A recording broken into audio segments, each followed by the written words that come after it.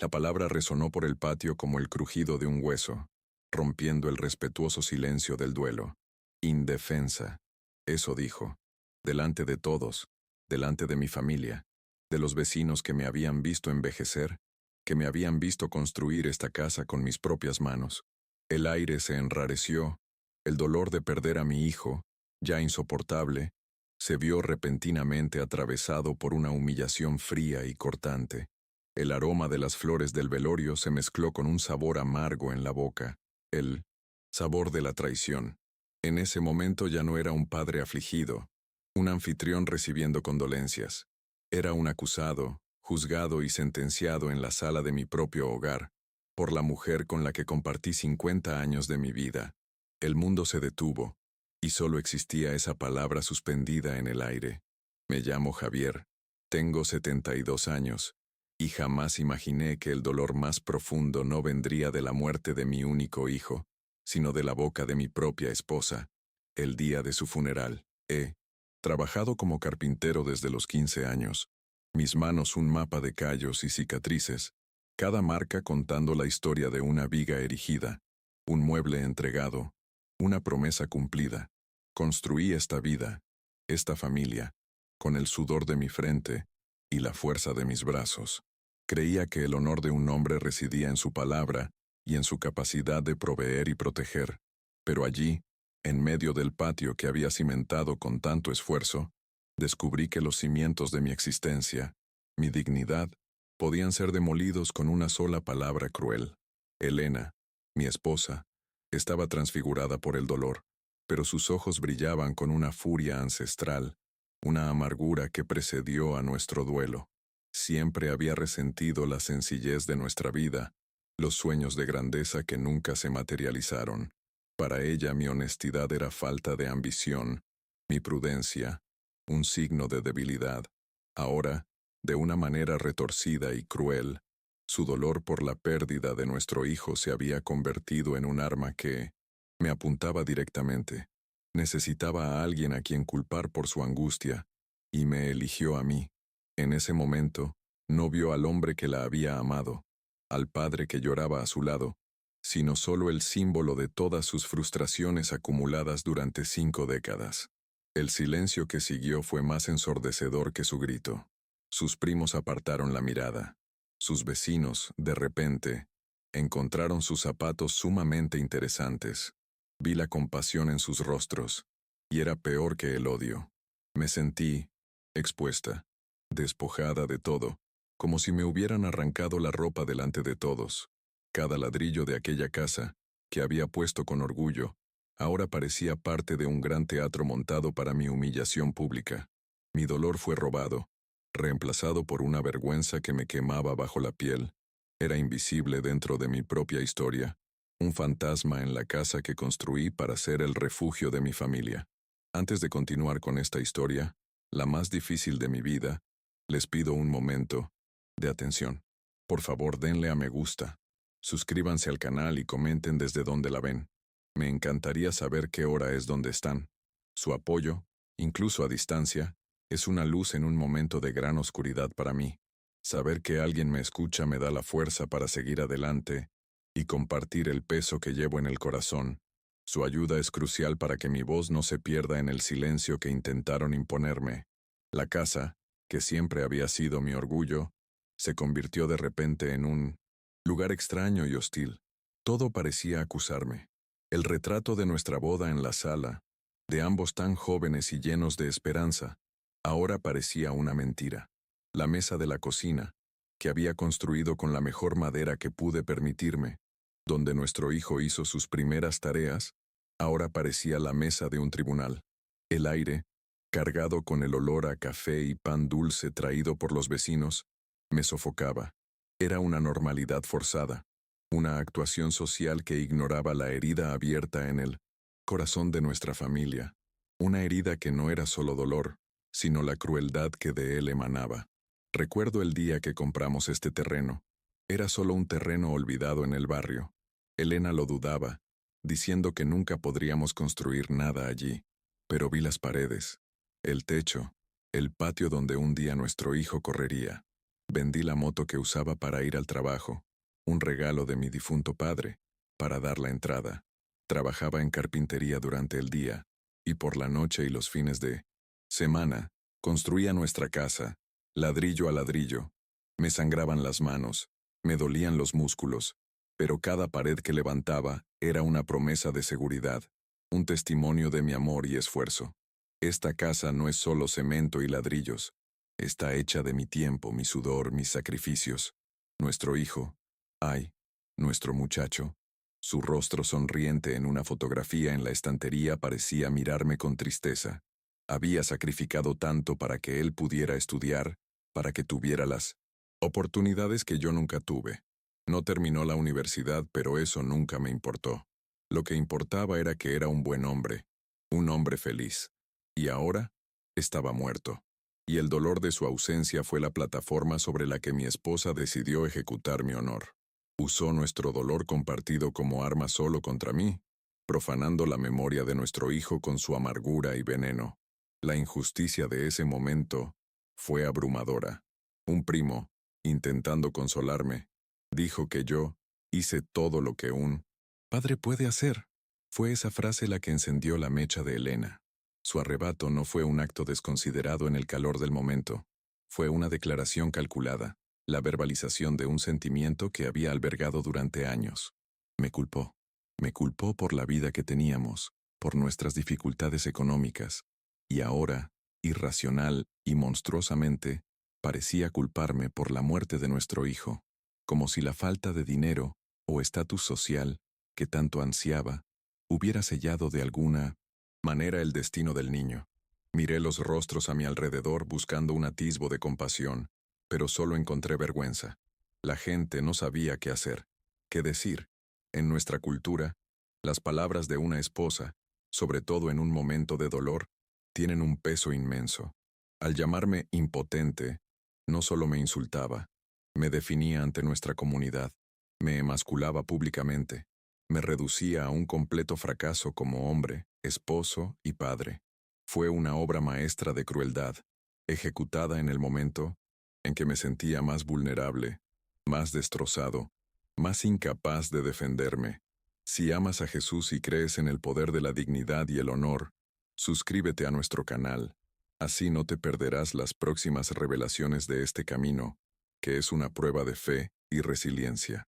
Creo que Dios nos da cargas que podemos soportar, y compartir esta historia es una forma de demostrar que incluso en la mayor oscuridad, la fuerza interior que nos da puede guiarnos hacia la luz. Tu suscripción es un gesto de apoyo que me ayuda a continuar esta lucha por el respeto, demostrando que los valores de una buena persona aún importan en este mundo. La vida que conocía se desmoronó en ese instante. La imagen que tenía de mí mismo, construida durante 72 años, se hizo añicos. Yo era Javier, el carpintero, el hombre que nunca faltaba a su palabra, el padre que lo sacrificaba todo, el esposo que proveyó durante 50 años, pero de repente no era nada de eso, simplemente era impotente. La palabra me quedó grabada, repitiéndose sin cesar. Sentí un escalofrío que no provenía del viento de la tarde, sino de mi propia alma. Un vacío se abrió donde antes había orgullo y un sentido del deber cumplido.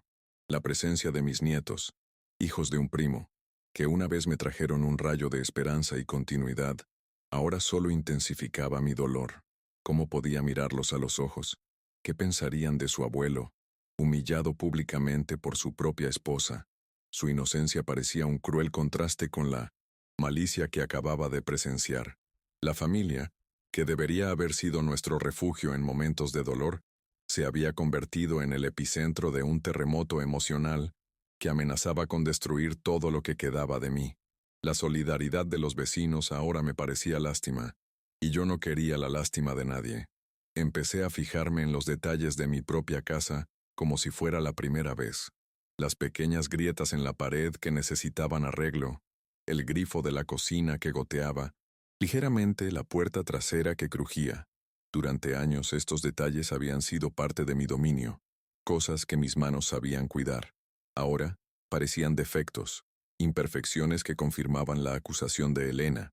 Mi capacidad para construir y reparar, la esencia misma de mi identidad, parecía un chiste. ¿Cómo iba a arreglar una grieta en la pared cuando los cimientos de mi vida estaban destrozados? Me vino a la mente la cantidad exacta de mi pensión, 18,500 pesos al mes, una suma modesta, que administraba con cuidado para que nunca nos faltara nada. Recordé los ahorros que había guardado en secreto durante años, un pequeño fondo de emergencia escondido en una lata de galletas al fondo de mi armario de herramientas. Siempre había considerado este dinero como un seguro para nuestra vejez juntos. Ahora cobraba un nuevo significado. Ya no era dinero para nosotros, sino quizás la única herramienta que me quedaba para construir una salida de esta ruina. El crepúsculo caía sobre Oaxaca, tiñendo el cielo de tonos naranjas y morados. La belleza del crepúsculo contrastaba con la crudeza de la situación. La gente empezó a despedirse, con abrazos apresurados y palabras de consuelo que sonaban huecas. Cada apretón de manos, cada mirada de compasión, parecía tener un trasfondo de lástima y juicio. Me sentí como una atracción de circo, el viejo carpintero humillado. Quise gritar, quise defenderme, pero no me salían las palabras. Un silencio gélido se apoderó de mí, un silencio más pesado y denso que cualquier grito que pudiera emitir. Dentro de mí algo empezó a cambiar.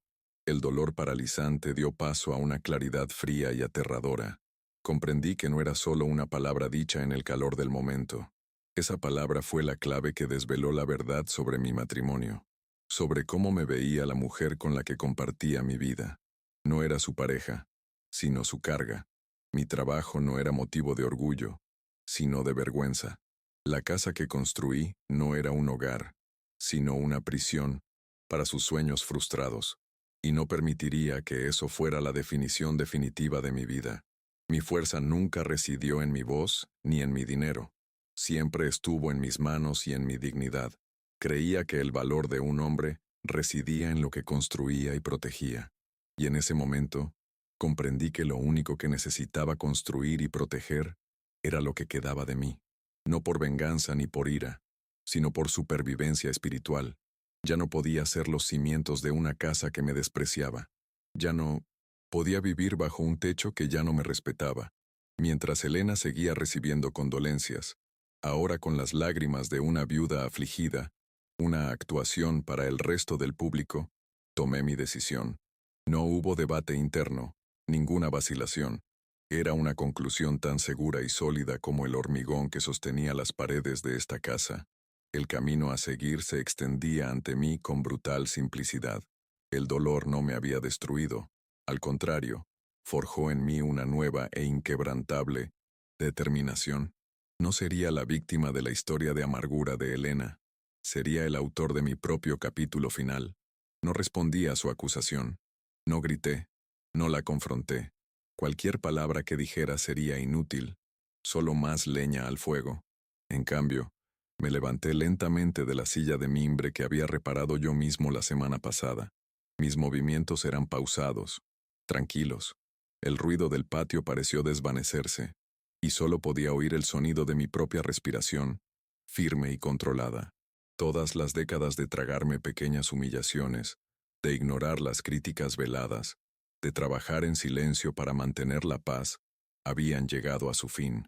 El silencio era mi única respuesta y mi arma más poderosa. Caminé hacia la casa, abriéndome paso entre los últimos grupos de familiares que aún susurraban. Nadie intentó detenerme. Quizás mi rostro estaba tan transformado por mi determinación que no se atrevieron a acercarse. Crucé la sala, pasé por la cocina y me dirigí al pequeño taller. Del fondo, mi santuario. El olor a madera y barniz me inundó los pulmones, un aroma que siempre me había traído paz y un propósito. Allí, nada estaba roto. Allí, todo tenía sentido. Allí, seguía siendo Javier, el carpintero, un hombre definido por lo que crea, no por lo que otros destruyen. En un rincón, sobre el mostrador, estaba mi viejo estuche de herramientas de cuero, heredado de mi padre. Estaba desgastado, con los bordes deshilachados, el cuero oscurecido por décadas de uso. Pero para mí, era más valioso que cualquier joya. Dentro no solo había herramientas, contenía la historia de mi vida, el legado de mi padre, la prueba física de mis capacidades. Lo cogí por el asa de cuero, sintiendo su familiar peso en la mano. Era un peso reconfortante, un peso que me recordaba quién era yo realmente, más allá de cualquier palabra venenosa. Maletín en mano, volví sobre mis pasos. Crucé la cocina y la sala. Elena me vio al llegar a la puerta principal, y su rostro se contorsionó en una expresión de confusión. Abrió la boca para decir algo, quizá para preguntarme a dónde iba, quizá para lanzar otro insulto, pero no le di la oportunidad. No miré atrás. Abrí la puerta que yo mismo había instalado hacía tantos años, y salí a la calle, dejando atrás el sonido de sus murmullos, la casa llena de fantasmas y a la mujer que se había convertido en una extraña para mí. La calle estaba silenciosa, bañada por la tenue luz de las farolas. Había anochecido. No sabía exactamente a dónde iba, pero sabía que me alejaba de mi propia destrucción. Cada paso en la acera era una afirmación, una reivindicación de mi territorio. El peso del maletín en mi mano era lo único que me anclaba a la realidad, la única posesión que importaba en ese momento. No estaba huyendo. Por primera vez en mucho tiempo caminaba hacia mí mismo, buscando un lugar donde mi trabajo y mi paz pudieran ser respetados. El dolor de perder a mi hijo seguía ahí, como una brasa ardiente en mi pecho, pero ahora se mezclaba con un nuevo sentimiento, la urgencia de sobrevivir. Necesitaba honrar la memoria de mi hijo viviendo con la dignidad que siempre le había inculcado, y eso significaba no permitir que nadie, ni siquiera su madre, me convirtiera en polvo. La noche en Oaxaca era fresca, y por primera vez en ese terrible día, respiré hondo. El aire que llenaba mis pulmones ya no estaba cargado de dolor y humillación. Era el aire de la libertad, una libertad amarga y solitaria, pero libertad al fin y al cabo. Esa noche dormí en la pequeña habitación de una pensión barata en el centro. El colchón era fino, la almohada olía raro, pero dormí profundamente, sin soñar. Desperté con los primeros rayos de sol, sintiendo una calma que no había sentido en mucho tiempo. El dolor seguía ahí, pero la vergüenza se había disipado. En su lugar, había un plan claro y conciso. No era hombre de palabras, sino de hechos, y mis acciones a partir de ese día hablarían más fuerte que cualquier insulto. Tomé un café fuerte y, amargo en la panadería de la esquina y fui a la notaría en cuanto abrió. Usé el dinero de la lata de galletas, los ahorros de toda una vida de pequeños sacrificios, para pagarle. Inicié el proceso legal para vender la casa, la única posesión valiosa que teníamos. La casa que construí. No fue un acto de venganza, aunque quizás hubo algo de eso. Fue un acto de separación quirúrgica, una amputación necesaria para salvar el resto de mi cuerpo. Estaba cortando el lazo con una vida donde mi valor había sido ejecutado públicamente. El notario, un hombre serio con gafas gruesas, me miró por encima de los papeles, quizá viendo el dolor en mis ojos. No hizo preguntas innecesarias. Simplemente me explicó los trámites con profesionalidad. Al firmar los primeros documentos, mi mano no tembló. Cada trazo de mi firma fue firme, decidido. Estaba deshaciendo lo que había construido con ladrillos, pero al mismo tiempo, estaba poniendo el primer ladrillo de unos nuevos cimientos, los cimientos de mi autoestima. La casa se vendería, los bienes se dividirían. Al salir del registro civil, el sol de la mañana me calentaba la cara. Ya no me sentía invisible. Me sentía como un hombre que, tras ser empujado al borde de un precipicio, decidió no saltar, sino construir un puente hacia el otro lado, aunque tuviera que hacerlo solo, con las pocas herramientas que le quedaban. El estuche de cuero yacía a mi lado, pesado y majestuoso. Dentro, aguardaba el martillo con su mango de madera oscurecido por el sudor de 50 años de trabajo. Aún le quedaba mucho por construir. La noticia de mis acciones correría como la pólvora. La familia estaría conmocionada. Elena estaría furiosa. Me llamarían loca, insensible, y dirían que el dolor me había vuelto loca. Intentarían manipularme con la culpa, apelando a la tradición, con la unidad familiar. Sabía que la batalla apenas comenzaba. No entendían que ya no luchaban contra un viejo carpintero cansado. Luchaban contra un hombre que lo había perdido todo y, por lo tanto, no tenía nada que perder excepto a sí mismo. Y no me perdería. Me negué a ser el cimiento silencioso de una familia que me consideraba desechable. Se habían acostumbrado a mi fuerza silenciosa, a mi capacidad de absorber el dolor y la frustración sin quejarse. Confundieron mi paciencia con debilidad. Ahora, descubrirían la fuerza que reside en un hombre que decide, por fin, decir basta. No con un grito, sino con el silencio de una puerta al cerrarse y la legalidad de un documento firmado. El primer acto de mi nueva vida había comenzado. No sería fácil, sería solitario y a veces el dolor volvería con fuerza, pero sería una vida a mi manera, una vida donde el valor de un hombre no se mediría por las palabras crueles de otros, sino por la solidez de lo que construye, ya fuera un hogar o una nueva oportunidad. Miré mis manos callosas. No eran las manos de un hombre indefenso, eran las manos de un constructor, y estaba listo para empezar a construir de nuevo, aunque fuera desde las ruinas. Estoy escribiendo bloque 2, segundo acto. Mi decisión no tardó en conmocionar a la familia. El primero en llamarme fue Ricardo, primo de Elena, un hombre cuya voz siempre transmitía un tono de falsa autoridad. Empezó con condolencias forzadas, hablando del terrible momento que estábamos pasando y de cómo la unidad familiar era lo único que importaba. Intenté ser educada pero firme, explicándole que mi decisión era personal e irrevocable. No la aceptó. Su voz cambió volviéndose condescendiente, diciendo que el dolor me estaba nublando el juicio y que estaba siendo egoísta, echando a perder 50 años de matrimonio por un capricho. No entendía que no era un capricho. Era la reconstrucción de mi columna vertebral, insistió, usando el recuerdo de mi hijo como arma de chantaje emocional. ¿Qué crees que pensaría tu hijo de esto, Javier? ¿Ver a su familia desmoronarse tan pronto después de su muerte? El golpe fue bajo, y sentí una punzada de ira.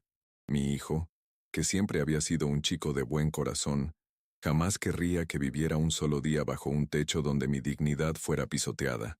Respondí con una calma que me sorprendió. Mi hijo querría que su padre fuera un hombre respetado. Precisamente por eso hago esto, Ricardo. Por él y por mí. Colgué el teléfono antes de que pudiera responder. El silencio de mi habitación en la pensión era como un escudo protector contra sus palabras.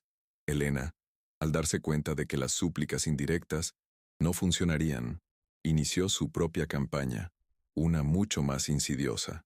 Me enteré por una vecina, doña Carmen, una viuda que siempre me había tenido cariño. Me dijo con el rostro lleno de preocupación que Elena estaba difundiendo la historia de que el duelo me había dejado desorientada, mentalmente inestable. Se presentó como la esposa sufriente que luchaba por salvar a su marido de sí mismo. Fue una estrategia brillante en su perversidad, que transformó mi búsqueda de dignidad en un síntoma de locura. No solo luchaba por la casa, intentaba invalidar mi cordura y anular mis decisiones. Con cada día que pasaba, la presión aumentaba. Las llamadas se volvían más frecuentes y agresivas. Sobrinos que rara vez me visitaban ahora me llamaban para sermonearme sobre el deber y el honor familiar, claramente instruidos por Elena. Hablaban de la vergüenza que le estaba causando al apellido, de cómo hablaban los vecinos. No se daban cuenta, o no querían darse cuenta, de que la vergüenza no provenía de mis actos, sino de la humillación pública que los había provocado. Querían que me fuera a casa y fingiera que no había pasado nada, que siguiera siendo el pilar silencioso que podían usar e ignorar a su antojo, todo en nombre de las apariencias. En medio de este asedio, decidí que necesitaba algo más que mi determinación. Necesitaba pruebas, algo que consolidara mi posición no solo legal, sino moral. Regresé a casa una tarde que sabía que Elena estaría en la iglesia para recuperar unos documentos personales. La sensación de entrar en mi propia casa como un ladrón fue devastadora. Cada objeto parecía mirarme con una mirada acusadora. Fui directo al escritorio de nuestro dormitorio, un mueble que yo mismo diseñé y construí cuando nos casamos. El cajón donde guardábamos nuestros documentos importantes estaba revuelto. Una clara señal de que ella ya había buscado algo allí. Fue en el doble fondo de una vieja caja de puros, donde guardaba actas de nacimiento y otros papeles, viejos donde los encontré. Eran extractos bancarios de una cuenta que no reconocí, a su nombre. La cuenta tenía un saldo alarmante. Había préstamos, compras a plazos en tiendas caras, retiros de efectivo que no podía explicar. La cantidad superaba con creces lo que nuestros modestos ingresos familiares podían permitirse. De repente, la amargura de Elena adquirió un tono nuevo, mucho más agudo y desesperado. No era solo frustración social, era el pánico de una mujer ahogada en deudas que me había ocultado durante años. La revelación me golpeó como un puñetazo en el estómago. Todo encajó. Su insistencia en vender un pequeño terreno que heredé de mis padres hacía años, las discusiones por dinero que atribuía a su descontento general, su ansiedad constante. No solo era infeliz, estaba atrapada. La casa, nuestro único activo de valor real, era su única salida. Vender la casa en sus términos, quizás declarándome incompetente, le daría control total del dinero para cubrir sus huellas y pagar sus deudas secretas. Mi humillación no fue solo un acto de crueldad, fue el primer paso de un plan desesperado para neutralizarme. En ese momento, recordé una conversación que tuve con mi padre hace muchos años en su taller.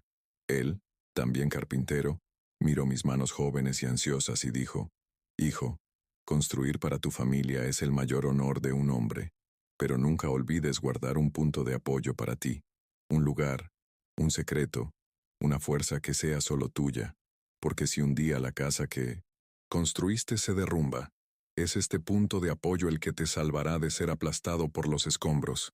En ese momento, no lo comprendí del todo. Ahora, sus palabras resonaban en mi mente con una claridad profética. Mi dignidad era mi punto de apoyo. Fortalecido por esta nueva comprensión, cambié mi enfoque. Dejé de simplemente defenderme y comencé a prepararme para la batalla que me esperaba. Busqué un abogado, un joven llamado Mateo, recomendado por un conocido.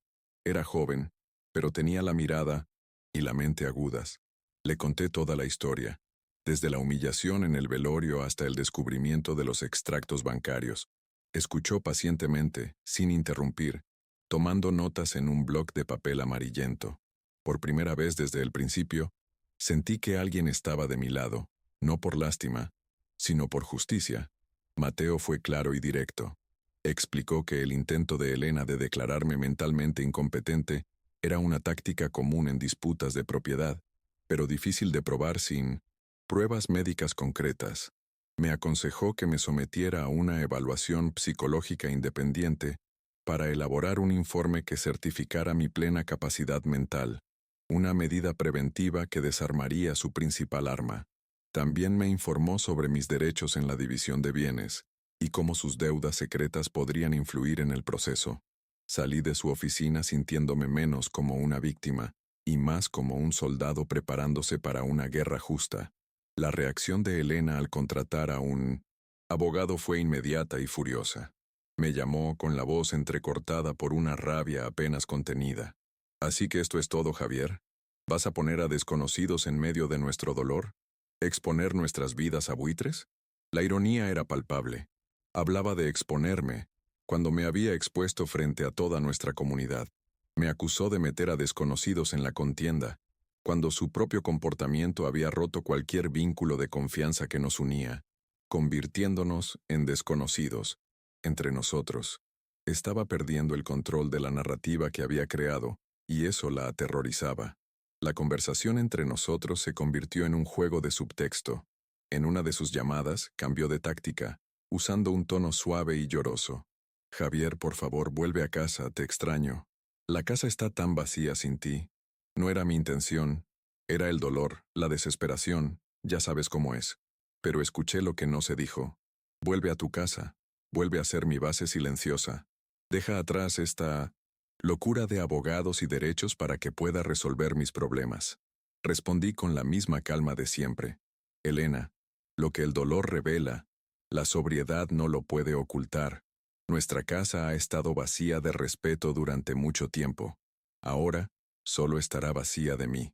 El conflicto se intensificó cuando intentó usar mi salud en mi contra. Un día, recibí la visita de un médico al que nunca había visto, acompañado de uno de mis sobrinos. Se presentaron bajo el pretexto de una visita rutinaria para tomarme la presión, pero las preguntas del médico claramente buscaban evaluar mi memoria y mi estado mental. ¿Se ha sentido confundido últimamente, señor Javier? ¿Se le olvidan cosas? Me di cuenta de la trampa al instante. Respondí a todas las preguntas con precisión y claridad, y al final le dije al médico: «Doctor, mi memoria es perfecta. Recuerdo exactamente por qué ya no estoy en casa». La desesperación de la familia los volvió aún más descuidados. La mayor revelación llegó de donde menos me lo esperaba. Mi nieto, el hijo de mi sobrina. Un chico de 16 años, tranquilo y observador. Me buscó a escondidas, con los ojos llenos de culpa y tristeza. Me contó que, la semana antes de la muerte de mi hijo, presenció una terrible discusión entre él y Elena. Ella le exigía que sacara un gran préstamo a su nombre para invertir en un negocio, lo cual ahora sabía que era una mentira para cubrir sus deudas. Mi hijo se negó, diciendo que no se endeudaría y que ella necesitaba ser honesta conmigo. Las palabras de mi nieto me cayeron como piedras. El dolor que sentí fue de una nueva índole, más profundo y complejo. Mi hijo, en sus últimos días, me estaba protegiendo. Estaba atrapado en el fuego cruzado entre la avaricia de su madre y la integridad que yo le había inculcado. Las discusiones, el estrés, la presión. Empecé a preguntarme si algo de esto había contribuido a lo que le había sucedido. Su muerte fue repentina, una enfermedad repentina. ¿Había sido la angustia de 1910 esa lucha el detonante? La posibilidad, aunque infundada, era una tortura agravada por todas las demás. Ahora, la lucha por la casa ya no era por dinero ni por mi dignidad. Se trataba del legado de mi hijo. Se trataba de honrar su último intento de protegerme y de la verdad. Su negativa a ceder ante la manipulación de su madre fue su último acto de lealtad hacia mí, y yo no podía, en conciencia, ceder ante su resistencia. Mi determinación, ya de hierro, se convirtió en acero. Lucharía no solo por mí, sino por la memoria de mi hijo, para que la verdad de su carácter no quedara sepultada junto con él, bajo las mentiras y las deudas de su madre. Elena, sintiendo que el terreno legal se le estaba volviendo inestable, decidió jugar su última carta, la carta de la fuerza bruta emocional. Organizó lo que llamó una reunión familiar para hablar y resolver las cosas. Pero yo sabía que no sería una charla, sería una intervención, un juicio final. Recibí una llamada de mi cuñada, informándome que todos me estarían esperando en mi casa esa noche. Su voz era fría e imperativa. No era una invitación, era una citación. Mi abogado, Mateo, me aconsejó que no fuera. Dijo que sería una trampa emocional, un intento de presionarme e intimidarme para que abandonara el caso. Usarán las cifras, la culpa y la emoción. No se gana nada yendo allí, señor Javier. Tenía razón, por supuesto, pero algo dentro de mí sabía que tenía que ir. Tenía que enfrentarlos una última vez, no para discutir ni negociar, sino para exponer mi postura definitiva e inequívocamente. No me escondería. Cerraría este capítulo mirándolos a los ojos. Esa noche, mientras caminaba hacia la casa que construí, sentí el peso de cada uno de mis 72 años. La calle estaba oscura. Las luces de las casas vecinas parecían lejanas. Me sentí completamente solo, un hombre caminando hacia su propio pelotón de fusilamiento, donde las balas serían palabras, acusaciones y recuerdos distorsionados.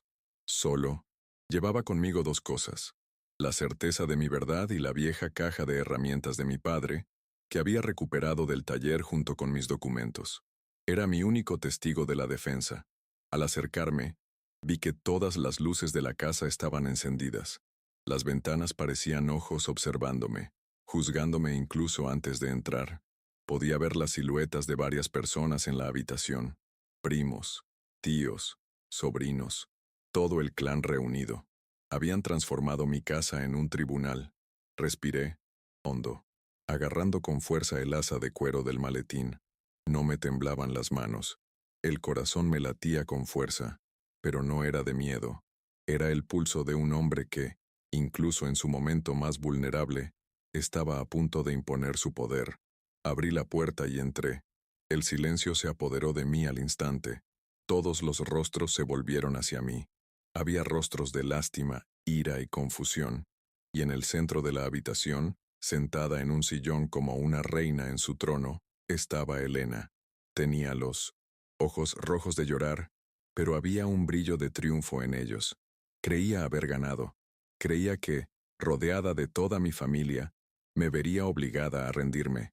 Me veía en mi punto más débil, aislada y acorralada. Y, en cierto sentido, tenía razón. Nunca me había sentido tan vulnerable en toda mi vida. La sala estaba llena de una tensión casi palpable. Era el aire antes de una tormenta. El aroma a café recién hecho intentaba, sin éxito, disimular la hostilidad del ambiente. Nadie dijo una palabra, mientras caminaba lentamente hacia el centro de la sala. Dejé mi bolsa de herramientas en el suelo, junto a mis pies. Fue un gesto simple, pero para mí, fue como plantar una bandera en territorio disputado. No estaba allí como acusado, listo para escuchar su sentencia. Estaba allí como hombre, listo para dar su testimonio final. Los miré a cada uno, uno por uno. Vi las historias que habíamos compartido, los bautizos, las bodas, los funerales. Vi los recuerdos de toda una vida, y vi cómo todo eso se usaba en mi contra. Ellos, quienes deberían haber sido mi apoyo, ahora eran mis torturadores. Ellos, que me llamaban patriarca en las reuniones familiares, ahora cuestionaban mi cordura y mi derecho a decidir sobre mi propia vida. La traición no era solo de Elena, era todo el sistema familiar que ella había logrado envenenar en mi contra. La presión era inmensa, una fuerza invisible que intentaba aplastarme, obligarme a arrodillarme y disculparme por haberme atrevido a exigir respeto. Sentía el peso de mi dolor, mi edad, mi soledad. Era el momento de la verdad, o me derrumbaba bajo el peso de aquella intervención colectiva, o emergía de las llamas, transformado. Elena empezó a hablar, con la voz ahogada por una emoción calculada, iniciando lo que sería el asalto final a mi dignidad. Estaba en mi punto más bajo, el blanco de todas las miradas, en el centro de la arena que una vez llamé hogar. No tenía un ejército a mi lado, no tenía una voz poderosa para gritar más fuerte que ellos. Solo tenía la verdad silenciosa de mis 72 años, el conocimiento de mis propias manos y el recuerdo de mi padre diciéndome que guardara una cumbrera para mí. Creían que estaba derrotado, que una simple muestra de fuerza familiar bastaría para hacerme retroceder y rendirme. Pocos sabían que un hombre que ya ha perdido lo que más ama, ya no teme las amenazas de quienes solo saben tomar. El aire de la habitación se volvió aún más denso. Podía oír el tic-tac del viejo reloj de pared que había reparado tantas veces. Era un sonido que antaño me reconfortaba, el pulso de la casa. Ahora, parecía una cuenta regresiva hacia mi ejecución moral. Elena continuó su discurso, hablando de años de sacrificio, el suyo, por supuesto, y de cómo mi actitud irreflexiva lo estaba destruyendo todo. La dejé hablar, absorbiendo cada palabra, cada acusación velada, cada gota de veneno disfrazada de preocupación. Necesitaba que agotaran sus municiones. Mi sobrino, el mismo que me había llevado al médico para una evaluación, intentó intervenir con tono conciliador. Tío Javier, todos estamos preocupados por ti. Solo queremos lo mejor para ti. La palabra bien sonaba hueca, carente de significado real. Su bien era mi silencio, mi sumisión. Su bien era que volviera a ser un engranaje funcional de la maquinaria familiar, incluso si ese engranaje estaba roto por dentro. La hipocresía era tan densa que casi podía tocarla. Mi cuñada, la hermana de Elena, añadió con lágrimas en los ojos: Javier, piensa en el recuerdo de tu esposa, tu compañera de toda la vida. Su intento de hacerme sentir culpable era casi patético. Defendían a la mujer que me había humillado, que tenía deudas ocultas, que había atormentado a nuestro hijo en sus últimos días. Defendían la imagen de una familia perfecta, aunque esa imagen fuera una mentira que se pudría por dentro. Su lealtad no era a la verdad ni a la justicia, sino a la conveniencia y la fachada. Permanecí en silencio, dejando que la tormenta de palabras y emociones me inundara. Era una prueba de resistencia. Cada palabra era como una piedra lanzada, pero me sentía extrañamente tranquilo, como el ojo de un huracán. Revelaban su verdadera naturaleza, sus verdaderas motivaciones, y con cada frase, no me debilitaban, sino que fortalecían mi convicción. Sin saberlo, me estaban dando la justificación definitiva para el acto que estaba a punto de cometer. La indignación moral del espectador, que según Mateo era crucial en 1900. Cualquier disputa, seguramente habría alcanzado su punto máximo si alguien hubiera visto esa escena. Un anciano, de luto, acorralado por su familia para que renunciara a su autonomía y sus posesiones. Era un retrato cruel de la avaricia y la falta de respeto que pueden ocultarse bajo el manto del amor familiar. Yo era el espejo en el que se negaban a mirarse, pues reflejaba la fealdad de sus propias acciones. Elena, sintiendo que sus súplicas no surtían efecto, empezó a alzar la voz, con la ira, filtrándose entre sus lágrimas falsas. ¿Nos vas a dejar en la calle, Javier? ¿De verdad? Después de todo lo que he hecho por ti, por esta familia, la victimización era su última y más poderosa arma. Se pintó como la víctima abandonada, la mártir, borrando por completo su propia agresión, su traición. Quería que me sintiera como el monstruo, el villano de la historia que había escrito. Era el momento de máxima vulnerabilidad, solo, contra todos. Mi reputación, mi cordura y mi futuro estaban en juego en esa habitación. Habían construido la narrativa perfecta. El patriarca anciano, enloquecido por el dolor, destruyendo a su familia, guiado por un abogado especulador. Cualquiera les creería. La fuerza de la opinión colectiva era una poderosa marea que amenazaba con ahogarme. Y allí estaba yo, con nada más que mi silenciosa convicción y una caja de herramientas a mis pies. Y entonces cometió el error final. En su desesperación, repitió la palabra, la misma palabra que lo había empezado. Todo. Haz algo, di algo, o te quedarás ahí parado como un tonto indefenso. La palabra, repetida, no me dolió como la primera vez. Al contrario, fue el detonante. La chispa que encendió la pólvora. Me dio la señal perfecta. El silencio había cumplido su propósito. Ahora era el momento de que mis manos hablaran. No respondí con enojo. La ira ya se había transformado en algo más frío, más duro. La miré, luego al resto de la familia, y luego me agaché lentamente. Mis articulaciones crujieron un poco, un recordatorio de mi edad y mis largas jornadas de trabajo. Con un cuidado casi ceremonial, coloqué la caja de herramientas sobre la mesa de centro, la misma mesa donde mi hijo había armado su primer rompecabezas. El sonido de la base de cuero al rozar la madera pulida era el único sonido en la habitación. La tensión era alta. Nadie sabía qué esperar. Quizás pensaron que sacaría una pistola o un documento legal. Su desconocimiento de quién era yo realmente, de lo que realmente me definía, era casi cómico. Miraban el maletín con una mezcla de miedo y curiosidad. El maletín, que siempre habían visto como un objeto sucio y sin importancia, el símbolo de mi humilde trabajo, ahora era el centro de atención, acaparando toda la atención de la sala. Desabroché las desgastadas hebillas metálicas. El clic resonó en el silencio. El cuero crujió levemente al abrirse, como la puerta de un lugar cerrado hace tiempo. Levanté la tapa. El olor a aceite, metal y madera vieja se elevó en el aire. El perfume de mi vida. Las herramientas estaban allí, guardadas en sus compartimentos, cada una con su lugar, cada una con su historia, desgastadas, pero perfectamente cuidadas. Eran una extensión de mí misma. El momento de vulnerabilidad había pasado. El clímax estaba a punto de comenzar. Con el maletín abierto sobre la mesa, altar de trabajo y sacrificio, el silencio en la habitación se tornó reverente. No alcé la voz.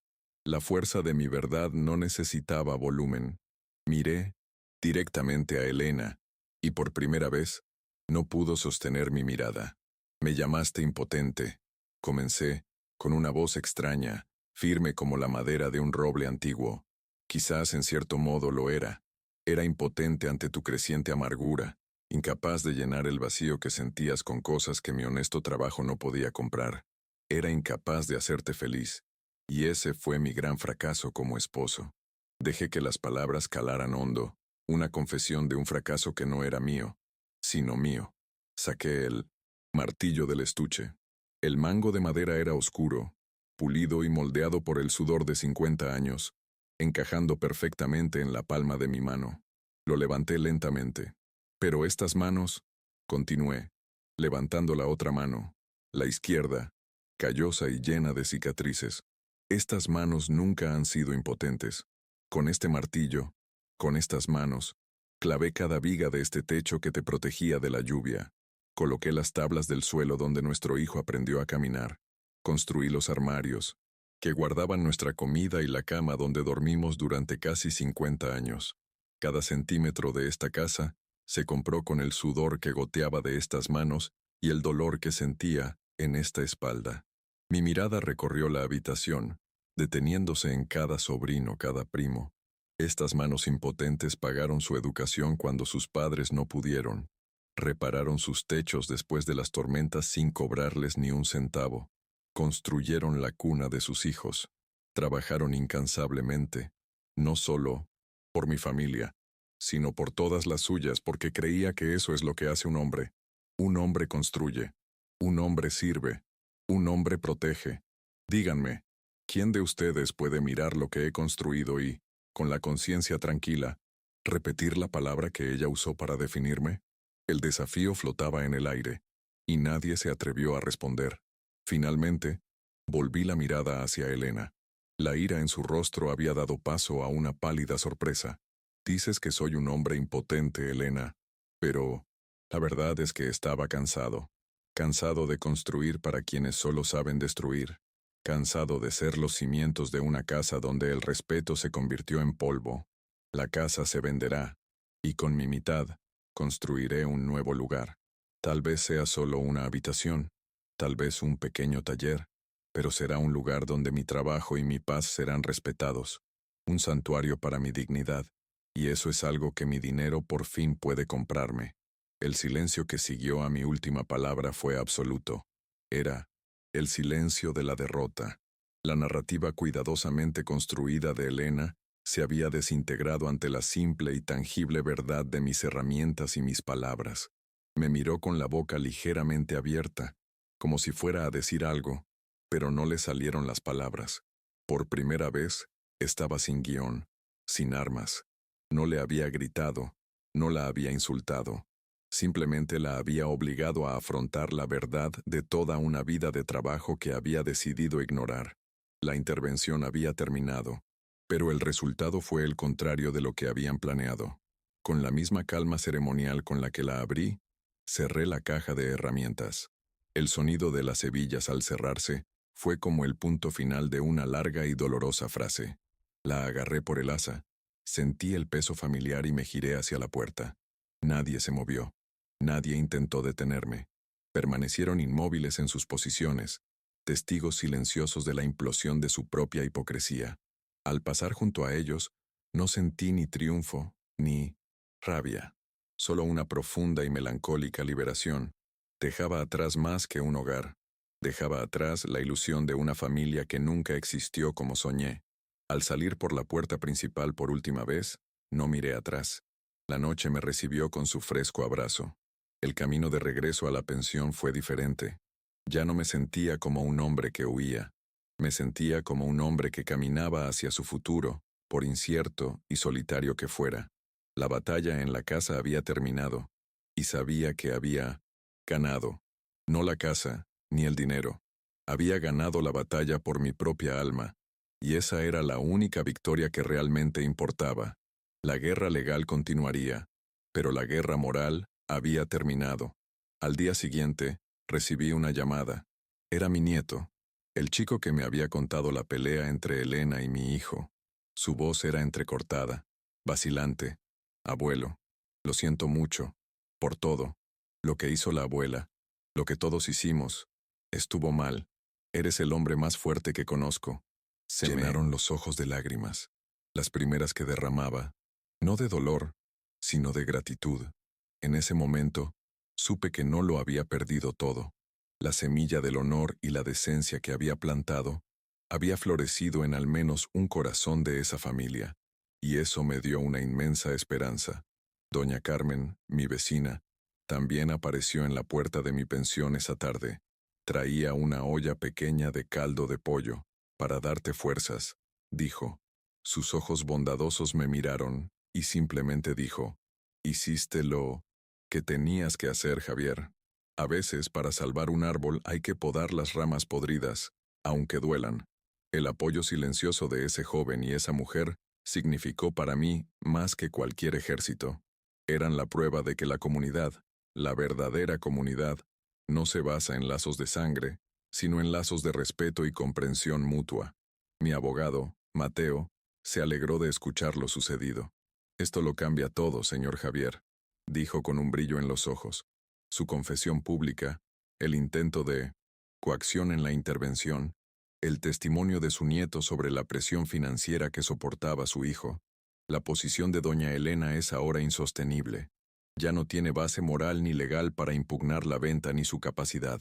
Podemos forzar un acuerdo favorable. La justicia está en camino. Sus palabras fueron música para mis oídos, la promesa de que se restablecería el orden. A partir de ese momento, el proceso legal se aceleró. Ante la creciente evidencia y el riesgo de un escándalo público aún mayor, Elena, a través de su abogado, aceptó la venta de la casa y una división equitativa de los bienes, con la condición de que sus deudas se pagaran con su mitad. Nunca volvió a hablarme directamente. La comunicación se limitó a documentos sin firma y mensajes transmitidos por terceros. La mujer con la que había compartido mi vida se convirtió en una simple litigante al otro lado de un pleito. Fue un final triste y burocrático para una historia de 50 años.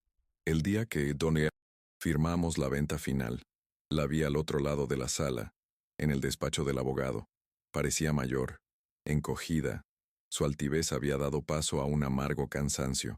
Nuestras miradas se cruzaron un instante. En la suya no vi arrepentimiento, solo una ira fría y resentida. En la mía espero que viera paz.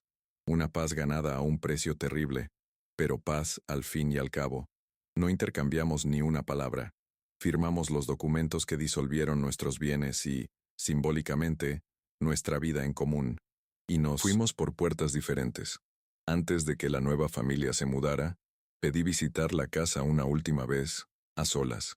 Caminé por las habitaciones, ahora vacías, mientras el sonido de mis pasos resonaba en las paredes desnudas. Las marcas de los cuadros en la pared, los lugares donde los muebles habían estado durante décadas, eran como fantasmas de una vida pasada. No sentí tristeza.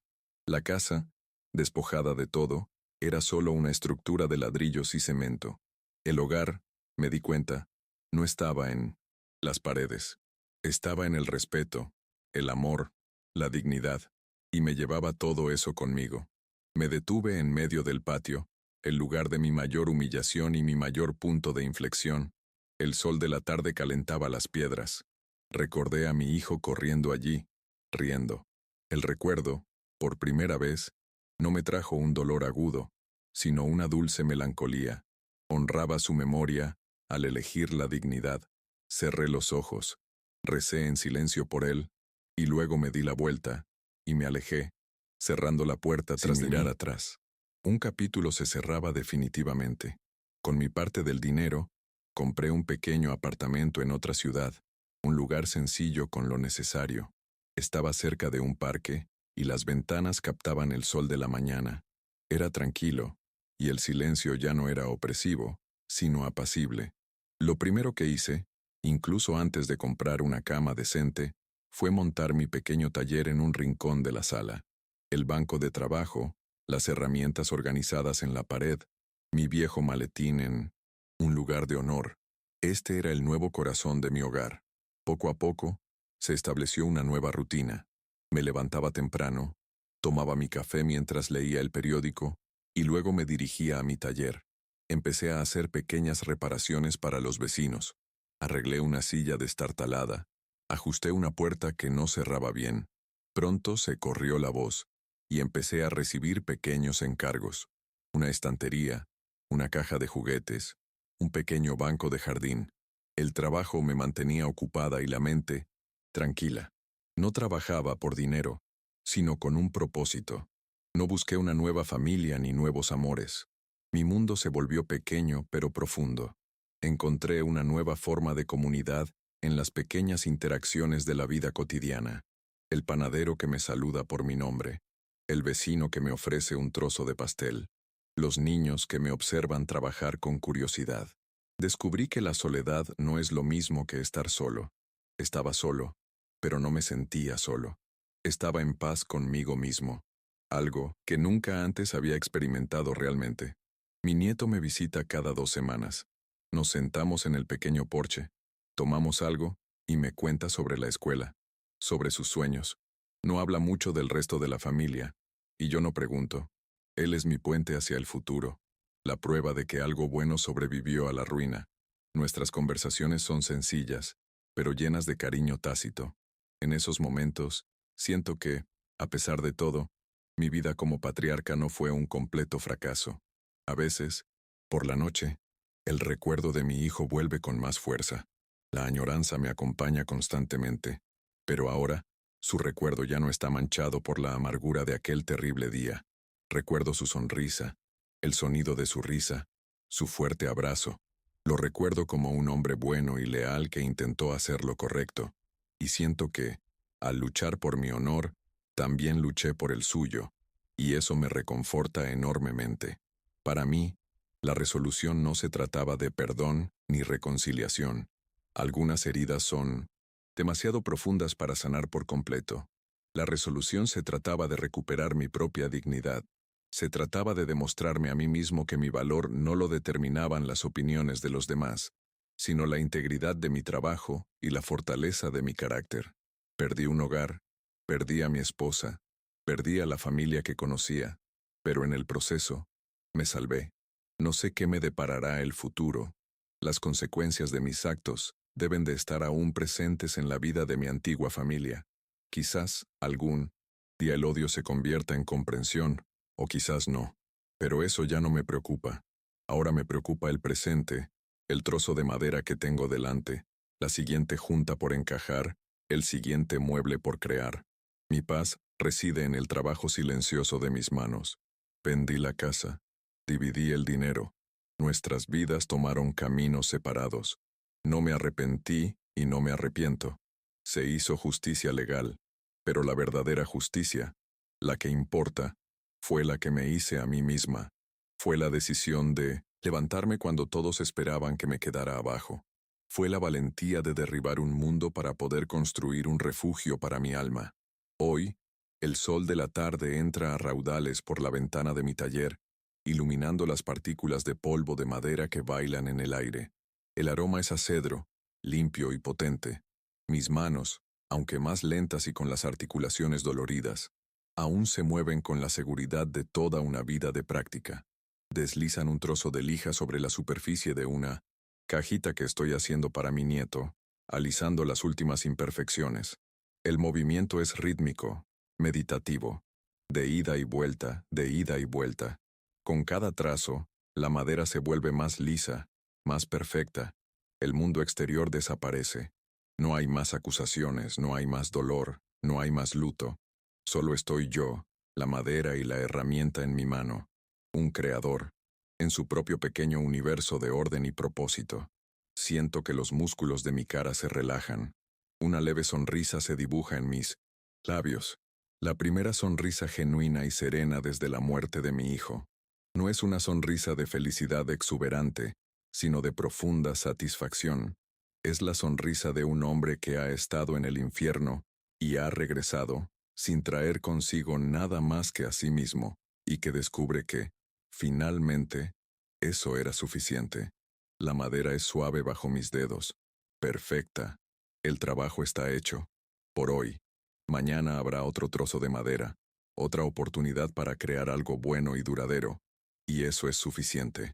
Soy Javier, el carpintero. Y por primera vez en mucho, mucho tiempo me siento completo. Un hombre poderoso, en toda la extensión de la palabra. Este viaje ha sido largo y doloroso, pero necesario, y al compartirlo, espero que quienes se sienten invisibles o irrespetados encuentren la fuerza para recuperar su dignidad. El respeto es el último refugio del alma, y todos tenemos el derecho y el deber de construirle un hogar, aunque tengamos que empezar de cero, con solo nuestras propias manos. El sol empieza a ponerse y una luz dorada baña mi pequeño taller. Apago la lijadora, paso la mano por última vez sobre la superficie lisa de la caja y siento una oleada de paz que me invade. Sobreviví. Más aún, renací. Y en este pequeño espacio, rodeada del olor a madera y el silencio de mi propia compañía, por fin encontré mi verdadero hogar.